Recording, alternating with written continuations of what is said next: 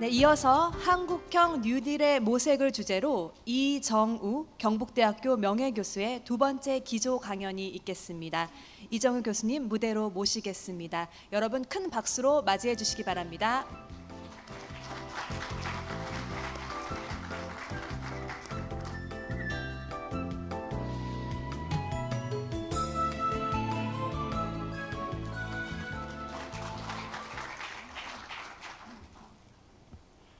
오늘 이렇게 대단히 중요한 회의에 제가 한마디를 할 수 있는 기회가 생겨서 큰 영광으로 생각합니다.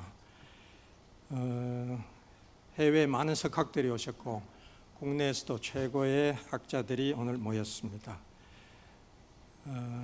제가 어젯밤에 아까 성경윤 교수는 뉴스를 보지 않고 잘 자고 일어나서 아침에 충격을 받았다 그랬는데, 저는 운 나쁘게도 뉴스를 보는 바람에 잠을 이루지를 못해서 한 4시 넘어서 잘 수 있었습니다. 그래서 제 발표가 좀 부실하더라도 용서를 해 주시기 바랍니다. 제 제목은 한국형 뉴딜의 모색입니다. 뉴딜은 다 아시다시피 이미 80년 전에 미국에서 있었던 일이고, 이게 한국에 지금 무슨 의미가 있느냐 하는 것이 여러분들한테는 상당히 생소하게 들릴 것으로 봅니다. 그러나 저는 현재 한국에서 필요한 것은 뉴딜이 아닌가 그렇게 생각하는 것이죠. 제가 말씀드릴 것은 1997년 외환위기 이후에 한국은 저성장과 양극화에 빠져 있습니다. 이중고를 겪고 있습니다. 그런데 우리가 지금까지 세계적으로 고성장을 자랑하고 있는데요, 한국 경제를 이끌어온 패러다임을 두 가지로 요약하자면 성장 지상주의, 이것은 50년의 역사를 가지고 있고, 또 하나가 97년 외환위기 이후에 미국에 의해서 요구된 한국에 수입된 시장 만능주의, 마켓 펀더멘털리즘이라는 것이 20년째 한국 경제를 지배하는 또 하나의 패러다임이 되어 있습니다. 이 두 개의 패러다임이 한국 경제를 지배한다고 할 수 있고, 이것이 저는 현재 한국의 저성장과 양극화라는 두 가지 이중고의 근본 원인이다 이렇게 보고, 이것을 극복하기 위해서는 새로운 대안을 찾아야 하는데, 그 대안은 북유럽 모델이 될 수도 있고, 또는 미국의 뉴딜이 될 수도 있고, 또 자본주의 황금기 이런 것이 참고가 될 수 있다 그렇게 보고, 결론적으로 한국이 추구해야 될 것은 현 단계에서는 포용적 성장이다. 포용적 성장이라 하면 그 내용은 경제 민주화와 복지국가 두 가지로 요약할 수 있겠습니다. 이 두 가지를 추진하는 것을 저는 한국형 뉴딜이라고 규정을 하겠습니다. 역대 정부의 성장률입니다. 4개의 최근 정부가 성장률이 계속 하락하고 있습니다. 상당히 규칙적으로 하락하고 있습니다. 어떤 학자들은 그래도 세계 다른 나라에 비교하면 한국이 나쁘지 않다 이렇게 말합니다만은, 그러나 성장 추세가 하락하고 있고, 또 한국의 잠재적 성장률에 비해서 우리가 할 만큼 못하고 있기 때문에 이것은 심각한 문제라고 저는 봅니다. 양극화, 불평등이 심해지고 있다는 것을 피케티의 책에 있는 하나의 큰 U자 그림과 비교해 볼 수 있습니다.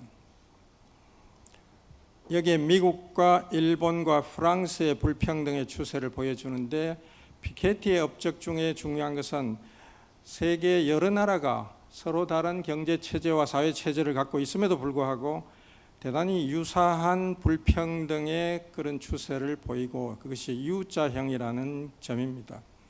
한국에 대해서 한국의 경제학자가 추구해 본 바에 의하면 한국은 U자형에 아주 부합하고 있고, 그리고 그 불평등의 정도를 보면은 미국만큼은 불평등하지 않지만은 일본과 프랑스보다 더 불평등하고, 특히 추세적으로 한국의 불평등은 급속히 미국을 따라가고 있다. 그래서 머지않아서 미국과 같은 불평등한 국가가 될 것이다 이렇게 예측되고 있습니다.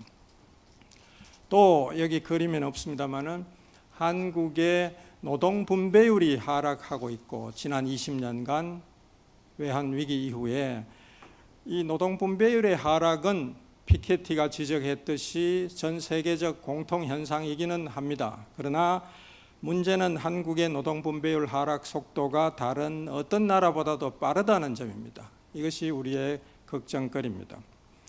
또 하나 다른 문제는 이것도 연관되겠습니다마는 비정규직이 이것도 전 세계적으로 비정규직의 증가 추세는 세계 공통의 현상이라고 할 수 있겠습니다마는 그 속도에서 한국이 단연 세계에서 제일 빠르고 따라서 그 결과 한국의 비정규직은 세계에서 제일 많은 양적으로 제일 많고요. 왜냐하면 거의 2분의 1에 가까운 노동자들이 비정규직으로 있기 때문에 그리고 그들이 받는 차별성에서 가장 그 정도가 나쁘다. 악성의 그런 비정규직이다. 는 점이 우리의 걱정거리입니다. 한국이 단연 저는 비정규직의 최악의 국가라고 생각하고 2, 3위 정도에 되는 나라는 제가 볼 때는 스페인과 일본 정도인 것 같은데 한국과 일본, 스페인의 차이에는 현격한 차이가 있습니다. 이것은 우리의 큰 걱정거리고 이것도 하나의 양극화에 대단히 중요하고 심각한 지표라고 저는 봅니다. 미국입니다. 미국에 대해서 이것은 버클리의 이마누엘 사에즈라는 경제학자의 연구 결과이고 이것을 피케티가 자기 책의 21세기 자본에서 아주 중요하게 인용하고 있습니다. 1920년대 미국의 불평등은 크게 증가했습니다. 이것은 미국 최고 10%의 부자들이 가져가는 소득의 몫인데 40%를 가져가다가 50%로 증가한 것이 1920년대입니다. 그 다음에는 이것이 하락해서 급격히 하락을 보이고 가장 낮은 33% 정도, 3분의 1로 떨어지는데요. 그렇게 해서 한 3, 40년 정도 계속됩니다. 이것을 떨어뜨린 것은 2차 대전과 대공황과 같은 재난 그리고 그에 덧붙여서 뉴딜 정책이다 이렇게 볼 수 있겠습니다. 이렇게 불평등이 개선되고 가장 평등한 시대가 오는데 이때 성장률이 미국 경제 역사상 최고로 높은 4%에 도달했고 전무후무한 기록입니다. 4% 성장은. 그리고 고용도 거의 완전 고용에 도달했기 때문에 이 시대를 자본주의의 황금 시대라고 부르고 이것은 미국뿐만 아니고 다른 나라에서도 유사한 현상이 많이 발생했습니다. 이 황금 시대는 레이간의 등장과 더불어 1980년부터 종말을 고하고 그때부터는 다시 불평등이 올라가기 시작합니다. 그래서 2008년에 다시 최악의 상태에 도달했고 1929년과 2008년은 그림에서 보듯이 최고 10%의 소득 몫이 50%에 도달한 두 개의 해고 그런 점에서 공통점이 있습니다. 이 점은 아까 로버트 라이시 교수가 정확하게 지적하신 그대로입니다. 이것이 공황을 가져오는 대단히 중요한 요인이 아니냐 하는 점을 시사해 주고 있습니다. 그러면은 1920년대 이렇게 불평등을 증가시킨 시대라는 것은 이것을 미국에서는 광란의 20년대라고도 부르고 재즈 시대라고도 하는 별명을 가지고 있고요. 또는 검주법의 시대, 프로히비션 이어라 이렇게 부릅니다. 이때 대통령은 3명이었는데 하딩, 쿨리지, 후버 3명의 대통령이 공화당 출신이 있었고 이때 재무부 장관은 한 명이 12년을 계속했는데 그 사람은 미국의 대부호인 앤드루 멜론입니다. 이 사람이 추진한 정책은 부자 감세, 작은 정부, 규제 완화, 친기업 반노조로 일관했습니다. 그 결과 양극화가 아까 그림에서 보듯이 심해질 대로 심해졌고 그 결과가 1929년의 대공황이었습니다. 루즈벨트의 뉴딜은 흔히 3R이라고 표시되는데 Relief, Recovery 그리고 Reform입니다. 저는 여기서 특히 리폼, 개혁에 주목하고자 합니다. 특히 1935년부터 시작된 제2차 뉴딜, The Second New Deal에 주목할 필요가 있다고 봅니다. 1차 뉴딜은 1933년에 시작했는데 주로 구호사업과 공공사업이 주 내용이었습니다. 그에 비해서 1935년에 시작한 제2차 뉴딜은 개혁이 주 내용입니다. 제2뉴딜의 주 내용은 규제의 제도화, 그래서 부자와 대기업과 금융기관이 마음대로 시장을 이용해서 부를 거머쥐고 반칙을 하던 것을 규제하기 시작했습니다. 이것을 규제의 제도화라고 부르고요. 또 하나가 복지의 제도화인데 약자와 노동자들을 방치하고 버려두었던 것을 최초로 복지를 제도화해서 약자를 끌어안는, 포용하는 그런 정책을 썼습니다. 그래서 그 내용을 보면은 규제를 제도화한 것으로 보면은 은행법, 증권법, 그리고 또 1935년에 도입한 부유세, 웰스 텍스 이런 것들이 있고요. 복지를 제도화한 것으로는 소셜 시큐리티 액트라든가 노사관계를 획기적으로 바꾼 와그너 액트, 그리고 AFDC라든가 최저임금제가 있고 또 누진세를 크게 강화하기도 했습니다. 따라서 이것을 요약하면 억강부약입니다. 한자가 대단히 편리한데요. 영어나 우리말은 여러 길게 표현을 해야 되는 것을 한자는 간결하게 억강부약, 강자를 억제하고 약자는 도와준다.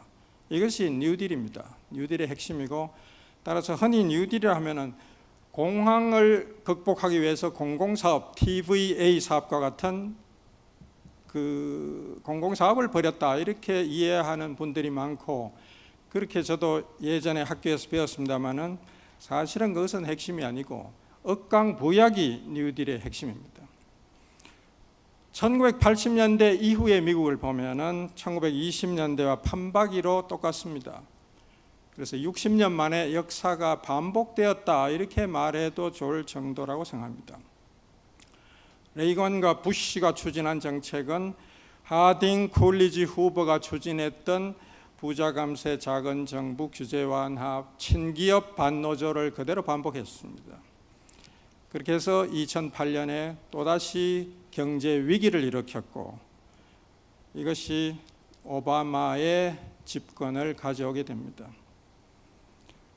프랭클린 루즈벨트와 오바마는 집권 당시에 둘 다 선거에서 압승을 거두었고, 둘 다 선거 구호가 똑같습니다. 체인지입니다. 그것은 압승을 거두었는데, 두 사람의 차이는 루즈벨트는 체인지를 약속했고 체인지를 했고 그것을 한 것이 바로 뉴딜입니다.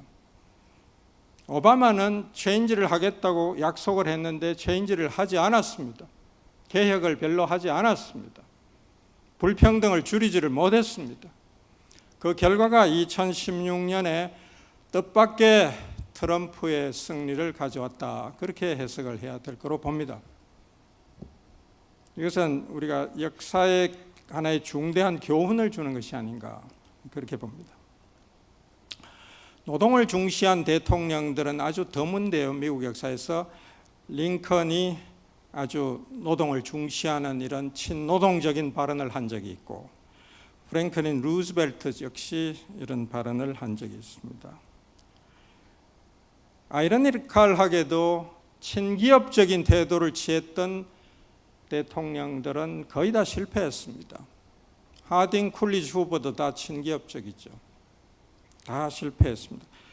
오히려 성공한 대통령, 역사에 남을 만한 대통령들은 친노동적이고 반기업적인 태도를 취했던 대통령들이 큰 역사의 업적을 남겼습니다. 이것은 대단히 시사하는 바가 크다고 봅니다. 한국은 지금까지 경제의 국가 3대 기능 중에 성장, 안정, 분배라고 되어 있는데 교과서에는 성장만을 오직 중시해 왔습니다. 박정희 이후에 오직 성장, 안정과 분배를 돌아보지 않았습니다. 안정을 돌아보기 시작한 사람이 전두환 정부의 김재익 경제수석이었다고 할 수 있고, 이분은 이런 새로운 주장을 하는 바람에 많은 오해를 받고 공격을 받았습니다. 분배를 중시하기 시작한 것이 노무현 정부 때였다고도 할 수 있고 많은 공격을 받았습니다마는 지금은 이제 분배와 성장을 보는 관점이 많이 달라져서 아까 로버트 라이시 교수가 말했듯이 오히려 분배가 평등하고 사회적 이동성이 있는 그런 사회일수록 성장이 잘 된다라고 하는 것을 그런 관점, 그런 학설이 지금은 주류에 거의 가 있다고 할 수 있겠습니다. 시장 만능주의, 이것이 한국의 외환위기 이후에 한국을 크게 제약하고 있습니다.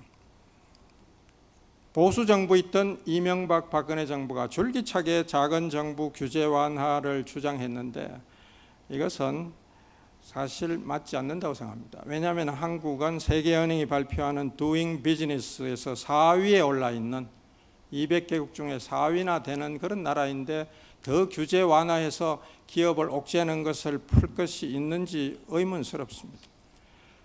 작은 정부로 가겠다고 해서 세수를 크게 줄이고 부자 감세를 해가지고 크게 후퇴해버렸습니다. 최근에 약간 세수 호조를 보이고 있습니다마는 아직도 노무현 정부 때 달성했던 21%까지도 못 갔습니다. 근데 다른 OECD 국가들은 지금 세수 규모가 30%, 40%, 50% 있습니다. 북유럽은 50%입니다. 작은 영미형 국가조차도 30%의 세금을 거둡니다. 그런데 우리는 20%에 있으면서 그럼에도 불구하고 더 작은 정부를 주장한다는 것은 전혀 맞지 않는 이야기가 되는 것이죠. 미국의 별명을 복지 기피 국가, The Reluctant Welfare State라고 정의한 학자가 있었습니다. 브루스 얀슨이라는 학자가 쓴 책 제목입니다만은 여기서 이런 8가지 특징을 나열하고 있는데 한국은 미국을 아주 흡사하게 닮았습니다. 거기다가 한국은 토건 국가라는 별명을 가진 일본을 열심히 추종해온 결과, 그것은 박정희의 결과입니다만은 박정희 이후 토건 국가 일본을 열심히 추종해서 토건 국가 일본을 굉장히 닮아 있습니다. 그래서 한국은 복지 기피 국가 미국과 토건 국가 일본의 혼합이다 이렇게 볼 수 있고 현재 한국 경제의 어려움은 바로 여기에 있다 그렇게 저는 진단합니다. 그 결과 한국의 이 사회 지출은 OECD 평균의 절반이 되지 않고 이것도 마찬가지입니다. 절반이 되지 않고 그 결과 자영업 종사자들이 사회 서비스, 교육이나 복지, 보육 이런 데 가서 일해야 될 사람들이 거기 갈 기회가 없으니까 자연히 자영업으로 몰릴 수밖에 없고 그래서 자영업에 과당 경쟁이 일어나고 장사가 되지 않고 살기 어려운 그런 상황으로 내몰리고 있습니다. 또 하나의 결과는 소득 재분배 효과가 가장 미약하고 OECD 평균에 비해서 너무나 작은 소득 재분배 효과를 가지고 있습니다. 평균과 비교해서 4분의 1밖에 되지 않는 소득 재분배 효과, 즉 소득 재분배 효과가 OECD 평균이 36% 정도 불평등을 줄여주는데 국가의 개입이 한국의 국가는 9%밖에 줄이지 못하고 있습니다. 그래서 국가가 제 할 일을 제대로 못하고 있는 것입니다. 그럼에도 불구하고 시장 만능주의가 팽배해 있는 것이 한국의 현실입니다. 세계 각국의 출산율이 하락하는 것은 전 세계적 추세입니다. 여기서 또다시 한국은 그 중에서도 유독 속도가 제일 빠르다는 문제를 가지고 있습니다. 아까 노동 분배율이 그렇다고 했고 비정규직이 그렇다고 했는데 출산율도 똑같습니다. 전 세계적으로 출산율이 하락하지만은 제일 빠르게 하락하는 주황색 국가, 제일 꼭대기에 있다가 제일 밑으로 떨어진 이 급속한 하락을 보이는 나라가 한국입니다. 왜 이런가? 여러 가지 이유가 있지만은 그 중에 하나는 복지 국가를 기피하고 토건 국가로 가는 바람에 애 낳아서 키우고 병원 보내고 학교 보내고 하는 것이 너무 비용이 많이 드니까 애를 낳기가 부담스러워서 애를 못 낳는 것이 가장 중요한 요인이 아닌가 그렇게 생각하고 거기에 덧붙여서 물론 여권, 여성들의 사회적 지위 이런 것이 아직도 낮기 때문에 오는 현상, 이런 것이 결합되어 있다고 생각합니다. 그 결과 한국은 급속히 고령화가 진행되고 있어가지고 지금 벌써 제2단계인 고령사회를 19년 내년에 달성한다고 했는데 이미 달성했고요. 초고령 사회가 곧 닥치고 머지않아서 2050년이 되면은 세계 2위의 노인 국가에 올라갑니다. 세계 1위의 노인 국가는 여러분들이 예상하듯이 일본입니다. 왜 일본과 한국이 나란히 노인 국가가 되는가요? 그 이유는 두 나라가 공통적으로 복지를 소홀히 하고 토건 국가에 집중했기 때문에 그렇습니다. 왜 토건 국가에 집중했느냐? 그것이 부패, 뇌물, 정치 자금의 온상이기 때문에 그렇다. 이것이 박정희 체제가 남긴 대단히 나쁜 유산이다. 저는 그렇게 생각합니다. 정부의 경제 철학이 중요한데 이명박 박근혜 정부는 747, 474 이런 숫자 노름을 하다가 나중에는 결국 줄푸세로 갔는데, 줄푸세라는 것은 앤드루 멜론이 추진했던 5대 도그마 그대로 재판입니다. 그래서 부자 감세하고 규제 완화하고 그렇게 했는데 그 결과가 더욱더 경제를 어렵게 만들었고 더욱더 재벌 세상을 만들었습니다. 불평등과 성장에 관해서는 아까 로버트 라이시 교수도 말했듯이 최근에는 불평등할수록 성장이 불리하다, 이런 연구들이 많이 나오고 있고요. 대표적으로 OECD의 불평등 3대 보고서가 나왔는데 이 세 보고서는 다 불평등을 줄이는 것이 성장에 도움이 된다는 것을 주장하고 있습니다. 최근에 올수록 불평등을 일으킨 요인 중에 기술과 세계화, 제도 세 가지를 주로 중시합니다마는 그 중에서도 제도의 중요성을 강조하는 관점이 최근에 점차 많아지고 있고 바텔즈라든가 폴 크루그만, 조 스티글리츠, 그리고 오늘의 발표자인 로버트 라이시 교수의 슈퍼 캐피탈리즘 같은 책에서 그런 점을 잘 분석하고 있습니다. 그래서 우리가 이제는 성장 지상주의를 극복하고 성장과 분배가 동행하는 관계라는 것을 인식해야 될 때가 됐고요. 시장 만능주의를 극복하고 시장과 국가의 조화가 필요하다, 이렇게 인식을 전환하는 것이 대단히 중요하다, 그렇게 생각합니다. 경제 패러다임을 바꿔야 하고 포용적 성장으로 가야 하는데 그 이유는 바로 한국의 지금 현재 상태가 꼭 미국의 20년대 말과 비슷합니다. 왜?